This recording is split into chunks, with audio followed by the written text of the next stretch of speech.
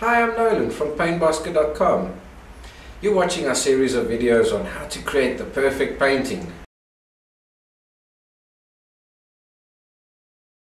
Let's look at the first of our 5 laws of perspective. The first one is linear perspective. Now, linear perspective makes an object appear smaller the further away we are from it. So, let's take a bush in the foreground of our painting. It would appear much bigger than, say, a massive big mansion of a house on the other side of the hill. That's linear perspective. Let's take a look at one of the photographs I took recently on holiday, and I'll show you what I mean. Notice how the edge of the pier, or the furthest end of the pier, is so much smaller than the width in the foreground of the pier. That's linear perspective. So the further away we come from the object, the smaller it gradually becomes. Let's draw a line along the end or the edges of the pier. See how eventually it joins up to a point somewhere past the end of the pier?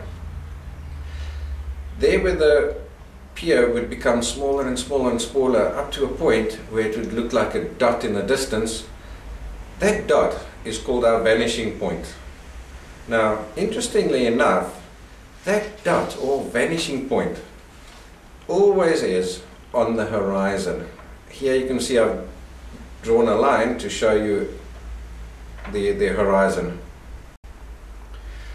One of the biggest mistakes I find my students make is they forget about the vanishing point. So they know that an object must appear smaller the further away it is.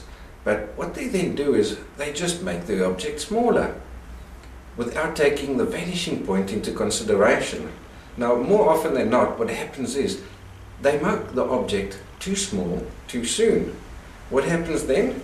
Your object appears out of proportion. So whenever you're making an object smaller to make it look further away to create that illusion of distance, remember your vanishing point. Whatever you want to make smaller, make it smaller towards the vanishing point, and that vanishing point must be on the horizon.